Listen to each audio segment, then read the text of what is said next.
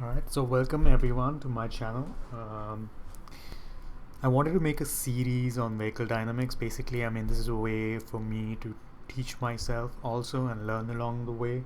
And basically, the idea was that I'll make these really long, slow burn in videos where I kind of just explore, take a concept, break it down, kind of see how I can approach it in different ways and see if I can make it more intuitive and hopefully get a more intuitive sense of the concepts, rather than just kind of looking at the formulae and trying to remember it, but really try to understand it and look at it from different um, points of view.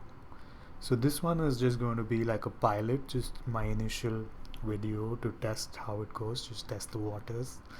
um, and I wanted to start with something really, really basic. So before we can um, think of something like, say, a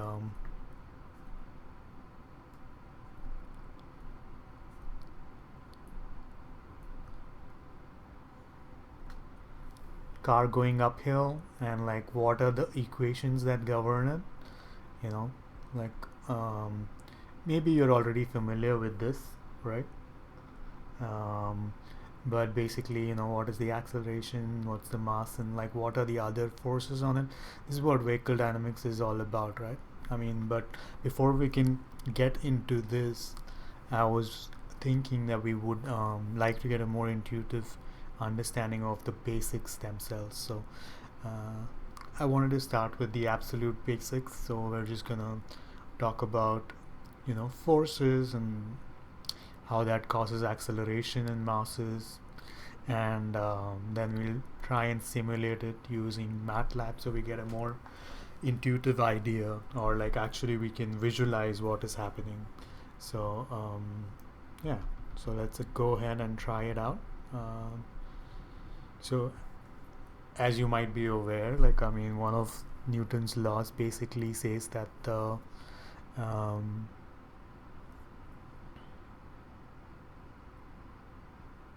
force is equal to the rate of change of momentum, right? So change in momentum divided by time, right? And hopefully the mass remains constant, so the mass doesn't change, so then you have m, which is constant. We're assuming it's constant, times delta v, v being velocity, so maybe we can write it down, divided by delta t, or time, and then this gives us mass times acceleration, right? So this is the most famous, I guess, one of the most famous equations. um, Force is equal to m times acceleration. And so I just wanted to spend some time trying to formulate this and get a more intuitive understanding of what exactly is happening when we say this, right? Um, and how can we further break it down, for example. So so if force is constant, let's say force is constant, right? And then m constant, so it doesn't change. um, what do you think a will be? So if f remains constant and m remains constant, then a will have to be constant, right? um, because if this is a constant number, let's plug in a number, let's say f equals 10 newtons, for example. M equals 1 kg. Kg is the unit of mass.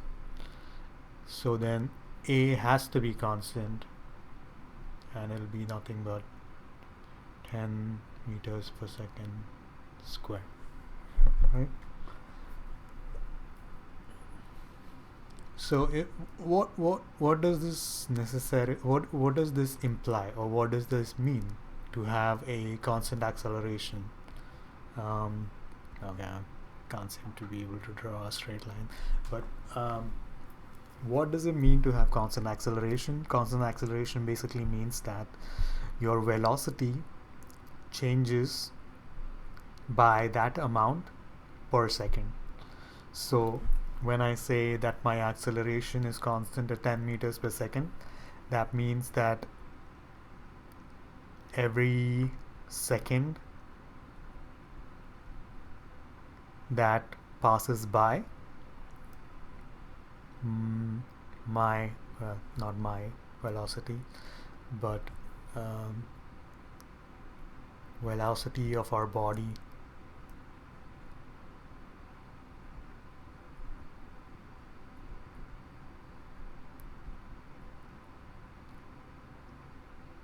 increases by 10 meters per second, right?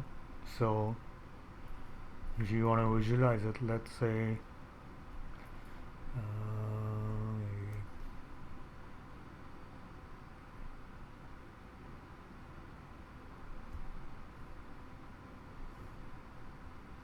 actually not familiar with this tool, so I'm kind of trying to learn it as I go. So please bear with me. Maybe I can just say snap to grid for the time being.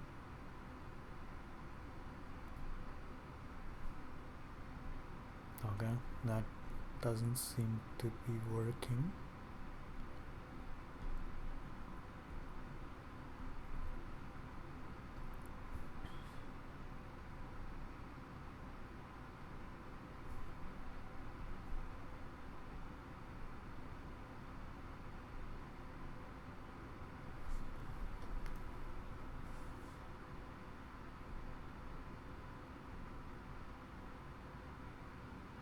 Okay, never mind. I'll teach myself this some other time when I have, I don't have to waste everybody's time here. So let's say this is the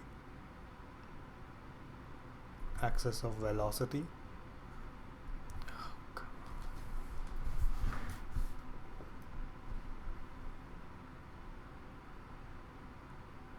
And this has to be time, right? So assuming that we start from 0, let's say this is 0 meters per second, and also 0 seconds for the time on the x-axis. So 1 and 2, 3, that's 4, that's 5, so on, that's 10, 20, 30, 40, and so on. So for every second that passes by, velocity goes from 0 to 10.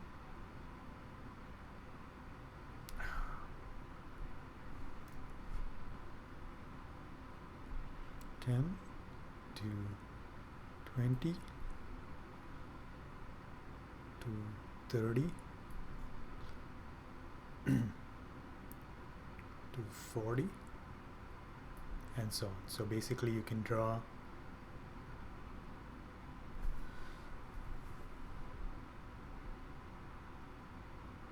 the line this way, and we can see that constant acceleration means that velocity will keep on increasing in a linear fashion, right? Because and basically the slope of this line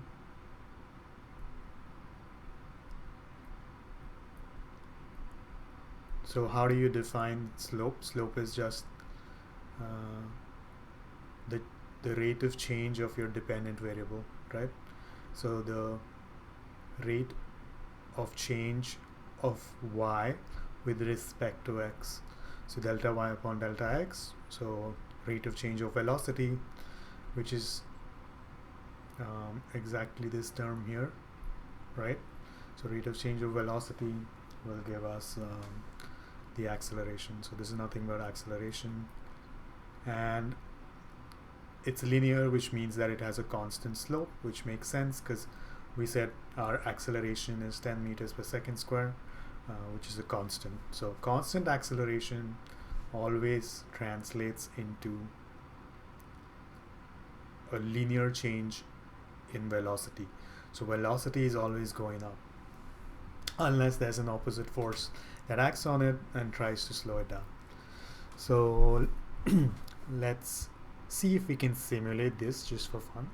Let's say we have this body with mass m, and we want to predict, what do we want to predict? We want to predict the position. How does the mass change?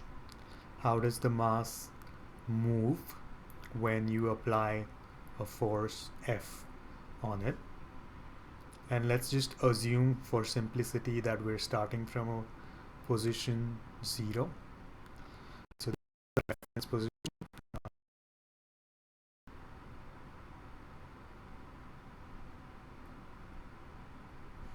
and everything to the right of the reference is positive. Everything to the left of the reference is negative. So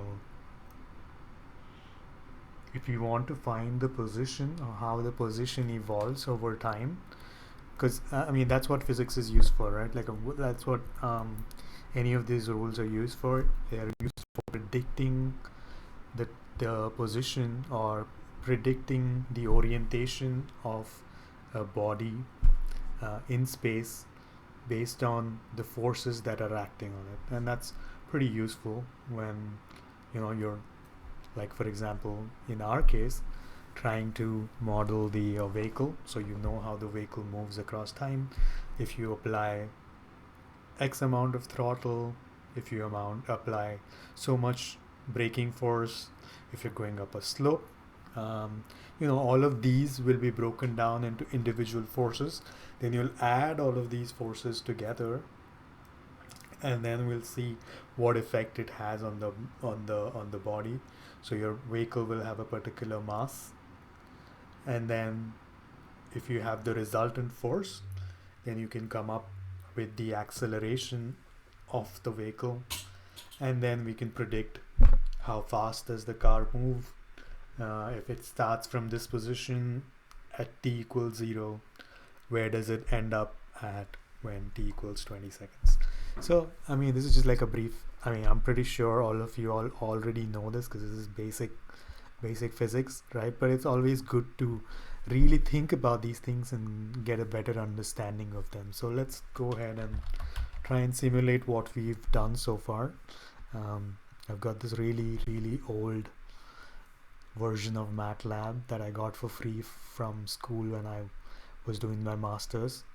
So I still have this. So I'm just going to use this one. Well, basically you can follow along. You can just do this the way that I'm doing, or you can use Excel, or just compute on your own with a piece of paper. You can do this in many ways, and you can actually plot it, but we have Simulink. So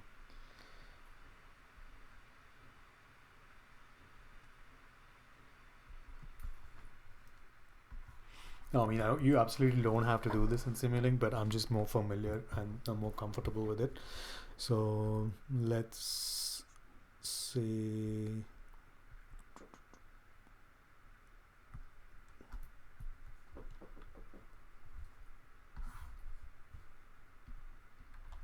So let's say we want a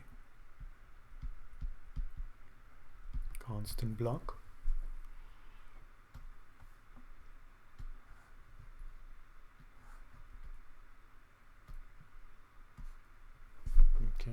doesn't seem to be working very well. Okay, let me use my mouse.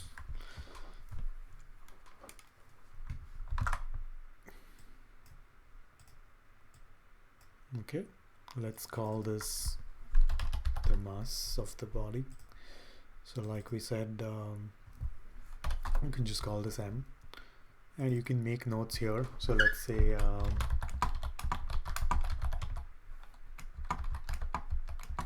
M kgs, for example.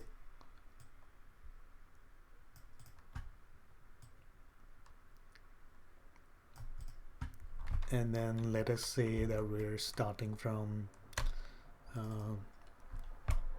position of 0. So we can say that this is our initial position.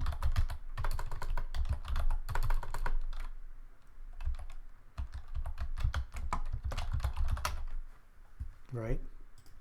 So it depends, right? Like for example, we assume that we're starting from 0. This is just our frame of reference. Like, I mean, we're just saying that the position that we are at when we start measuring time, that's 0. So for example, if you're on the track doing 10 laps, so the starting line where you start the race from is considered to be 0, and then the finish line is considered to be, let's say, 10 or whatever, right? So we can assume whatever we want. We're just saying that initial position is 0. Similarly, we also need initial velocity. So let's assume we're starting from rest. So initial velocity is 0. And if we want, I think we can also add initial acceleration. So there's no, there's no hard and fast rule that we don't need an initial acceleration. So just for having all of our variables as having a possible initial values, let's just go ahead and define that also. So you get your mass, right? And then we said we are going to apply X amount of force. So let's say the other input that we need is the actual force. So like we said, force can be constant. So let's define it as F. And basically force divided by mass will give us our acceleration. So let's get the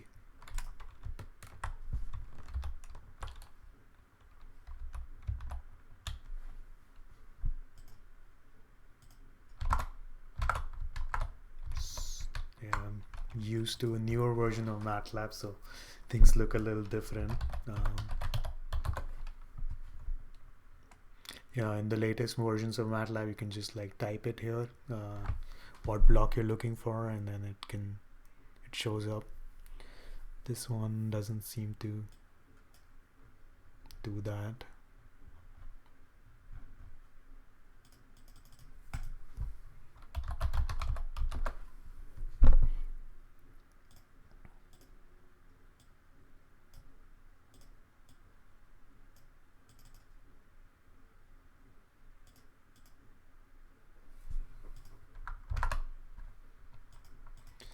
Now we don't want product, we want division. So, forgotten. It's been such a long time. Yeah, let's see, math operations.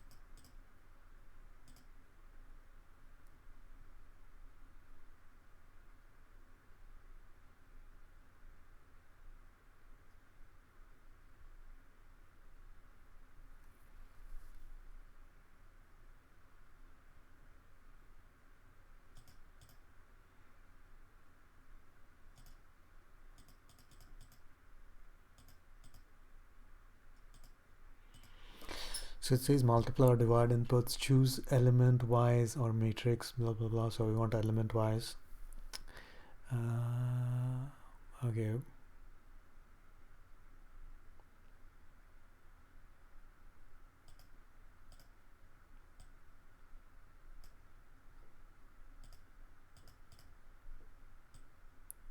But where do I define this?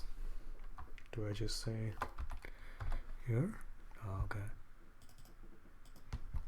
Yeah. So it's been a while, like I said. So I'm used to. I think the version that we're using at work is 2017. So it's been a while. So right, there you have it. So we can just say force per unit mass, right? So the way that we've defined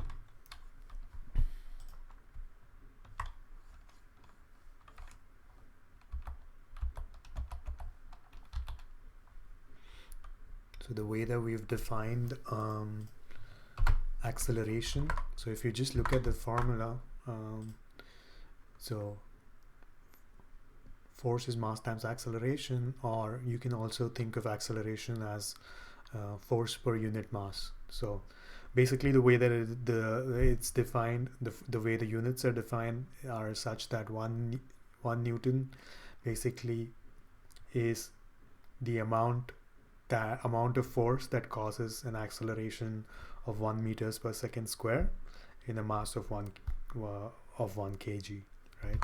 So that's just the way that it's defined. So you can also think of acceleration as force per unit mass, because the way that we're defining force in newtons basically just translates to that. And this will be our acceleration, right?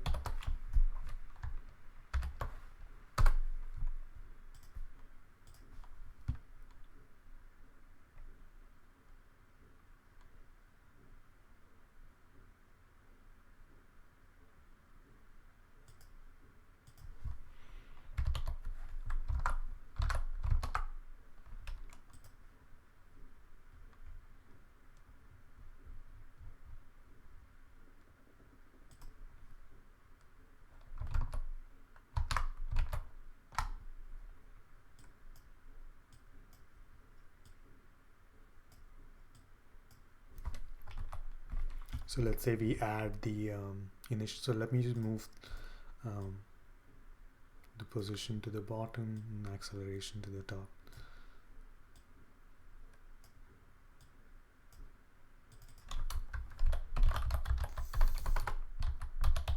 Force applied, right?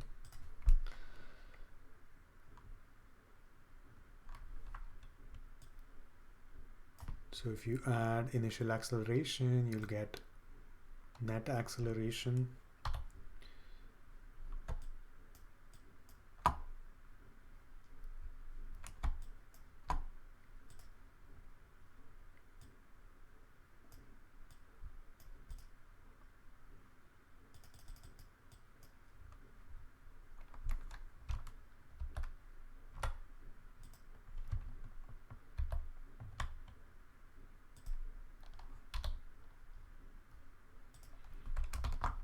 Basically, acceleration is nothing but rate of change of velocity. So if you integrate it, right? If you integrate it, then you'll get velocity, and then if you add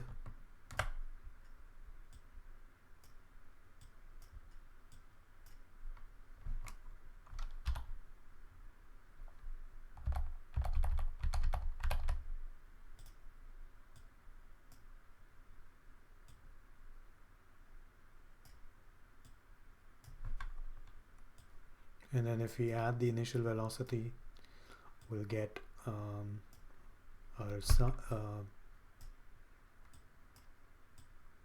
like net.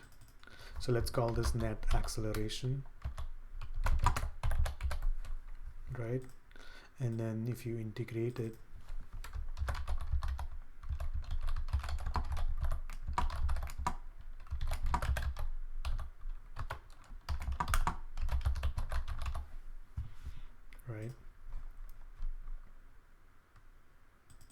So this gives us our net velocity, and then if we add initial position, and if we'll do the same thing here.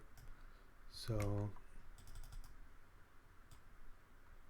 bring this in here, add this. So hopefully you can see now what we're planning to do.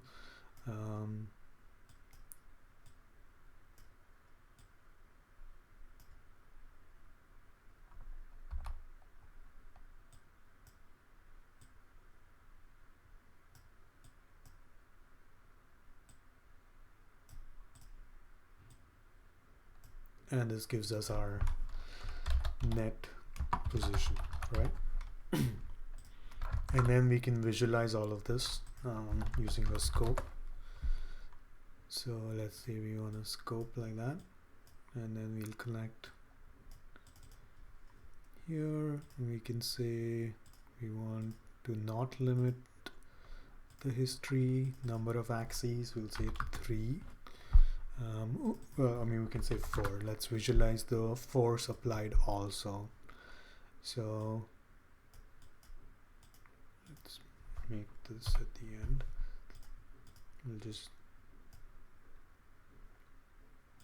scale the scope real quick so I can easily make connections. So you have force, we have acceleration, we have we want the net acceleration, so let's do this. Net acceleration of the body,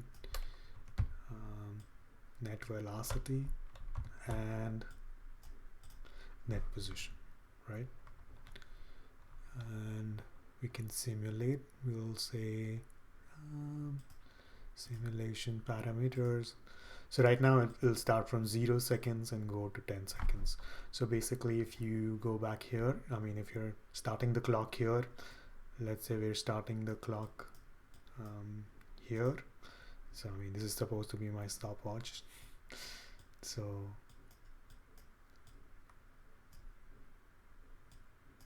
T is 0 also, and X is 0 if X corresponds to our position. X dot is 0, X double dot is 0. So my basically I'm just saying that my initial X is 0 for position, X dot is 0 for velocity, and X double dot is also 0 for acceleration. And basically if this is positive, if the force is applied towards right, the object will move towards right. If the force is applied towards left, the object will move towards left. And we're calling right as positive, left is negative. So if F is positive, X is positive. If F is negative, X is negative. Right? So pretty straightforward. There's just one force acting on the body, and the body moves in that direction. So let's say let's define our F and M. So we can say that F is equal to 10 like we started with. So this is 10 newtons, and M is the mass, is just 1. So in effect we have 10 newtons acting on the body of mass 1 kg. And if you say what is the force per unit mass, it's just still 10. So acceleration is 10 meters per second square. So if you have 10 seconds starting from 0 acceleration, where should your velocity be at the end? At the end of 10 seconds, it's just going to be 10 times 10 because 10 is constant acceleration, and we'll hopefully get 100 at the end of it. So I've pushed play. Let's visualize it. So like we said, force is constant, so let's give it a name. The signal doesn't have a name, so let's call this force acting force acting on the body is 10 newtons.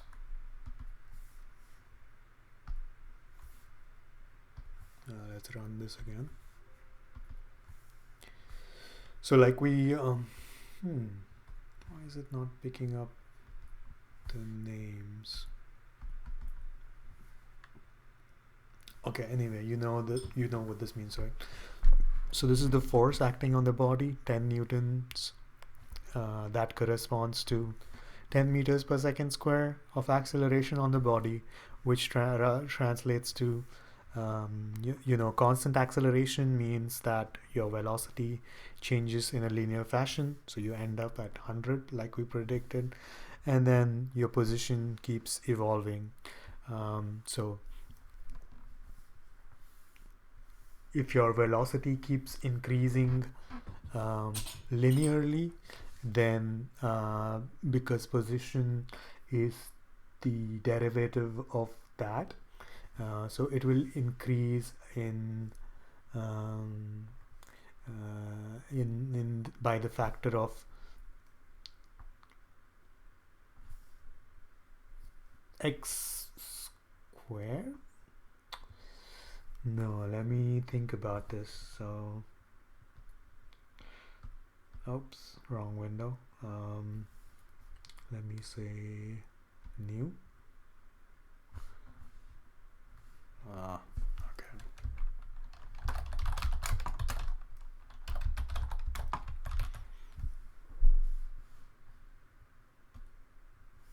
Like I said, this is all like brand new, so I haven't thought this through at all. So please bear with me. So we said acceleration is dv over dt, and v is dx upon dt. So this is the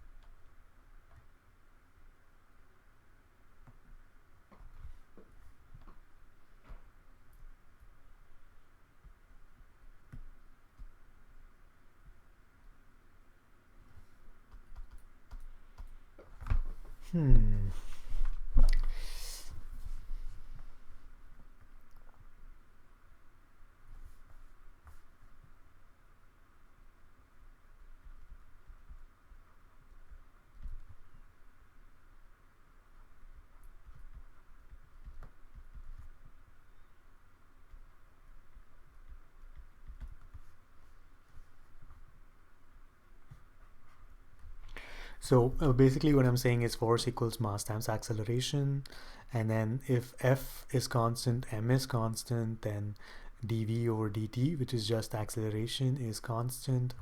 So if we were to integrate this, we would get constant integration of constant times dt, which is nothing but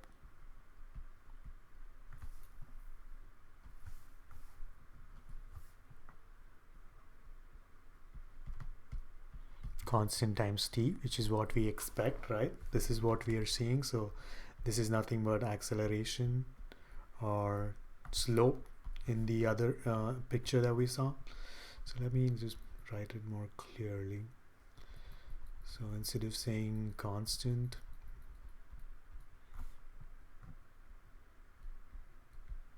right? So this is just a.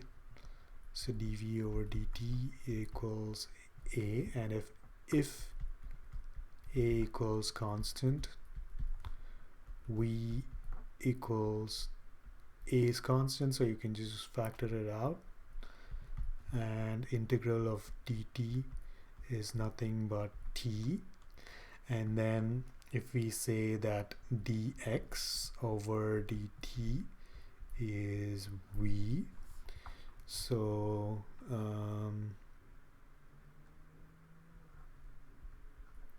dx equals v dt equals a t dt. So x is the integral of this part, is the integral of a times t dt, right? So assuming if a equals constant, then we can factor it out, right? Like, I mean, and then we can say x equals a times t dt, which is nothing but a times t squared plus divided by 2, and plus an initial condition and plus an initial condition. So assuming the initial conditions are 0, then we're just left with this. So let's assume that our calculations are correct. So if I say at squared divided by 2, so if a equals 10 meters per second square, remember, because we've entered 10 newtons here and 10 meters per second square here, and then we're running the simulation for 10 seconds. So I mean, this can go on for as long as you want, but right now we're interested in this position and we're seeing if we can compute it using some basic math. So if our calculations are correct, then we have 10 meters per second square times 10 seconds, and you square that, divided by 2. So 10 times 100 divided by 2, so you're left with 50 times 10. One squibble too many. So let's see if our calculation matches. So yeah, so you can see here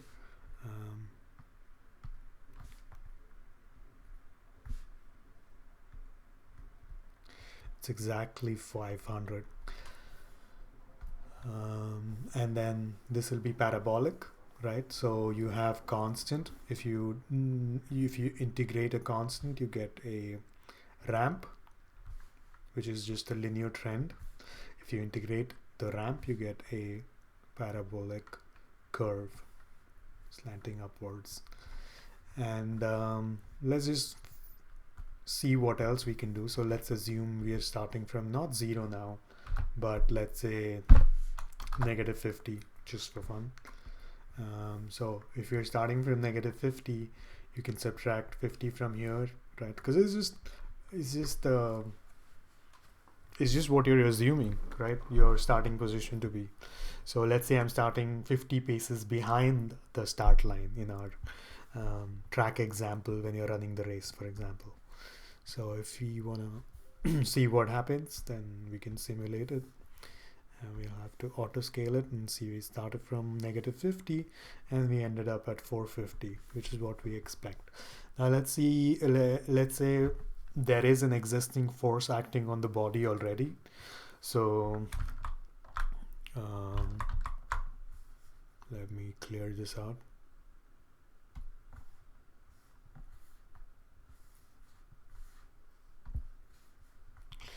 So I'll say this is the body, right?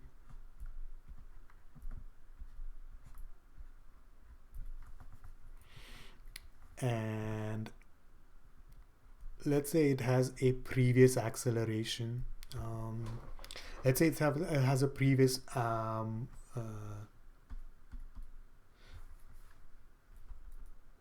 so let's say we start while the mass is moving. So this force is applied while the mass is already moving.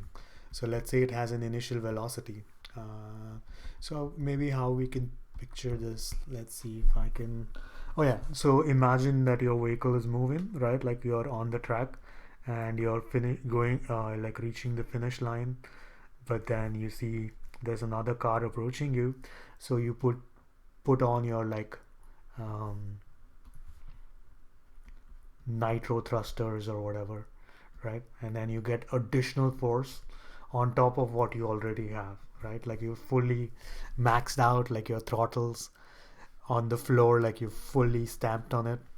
So you can't go any further than what you're going, except for providing it a boost by adding a nitro mode, right? So you were already moving, and on top of that you add additional force. So let's say we're um, initial velocity equals 5 meters per second. So I'm already moving, right, in this way, and on top of that I apply additional force on the body. So let's see what happens. So I don't know if you can visualize already. So this remains same, right? Here, instead of starting at 0, we'll be starting at 5. So it'll just be offset by 5. So instead of ending at 100 meters per second, we'll be ending up at 105 meters per second. So let's say if our intuition matches the calculations. So let's move this back to 0 for now, and then we'll make the velocity 5. It's our initial velocity, and then let's see what happens.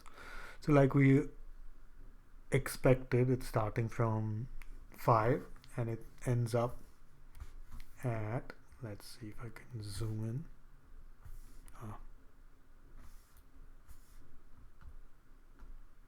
Let me just zoom X.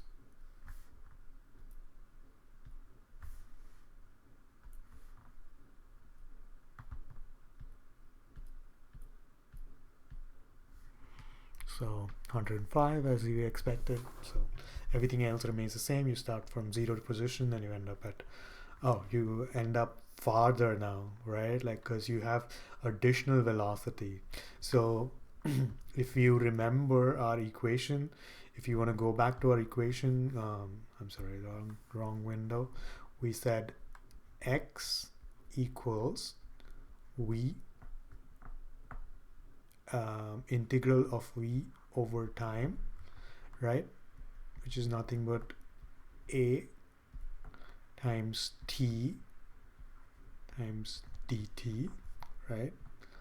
And if A is constant, then we have A T squared divided by 2 plus initial conditions. Let me write it out. Initial velocity, because the effect of acceleration will be added on top of the initial velocity. So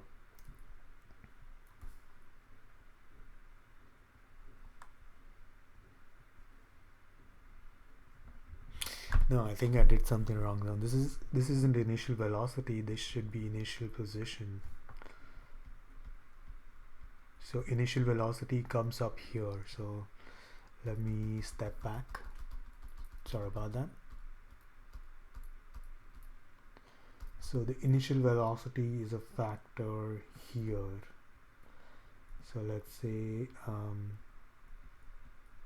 init velocity, and this is integrated over time. So if you integrate out A times T dt, that's nothing but A T squared over 2, which is what we've been simulating so far, so nothing different. This is the parabolic trend, plus init velocity is constant. We are saying it's 5, so let's just plug in 5 here, right? So 5,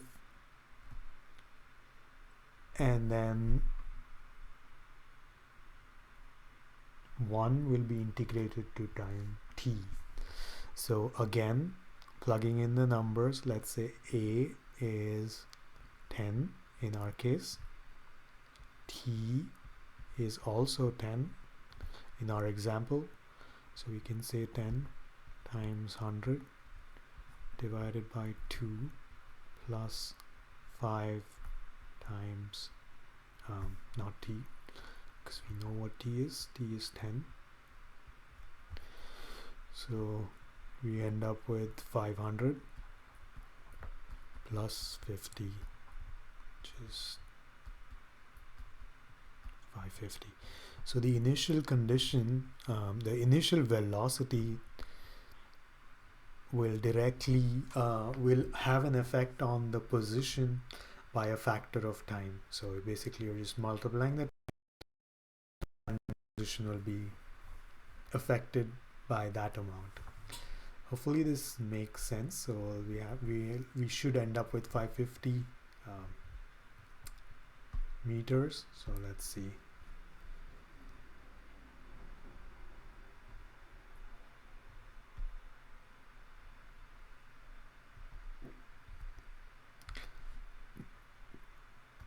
Looks like I zoomed out too far. See if I can do that. Oh yeah, I can do that.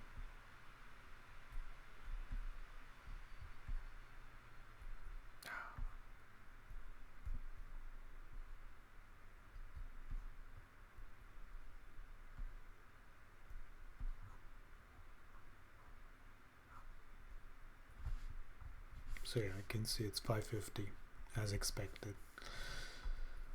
So yeah, that was just the introduction to, you know, like force and how that affects. So let's, if you want to think about this, maybe we can talk more about this in the next video. But what is meant by having an initial acceleration? If you have an initial acceleration already, then that means that there's an existing force, right?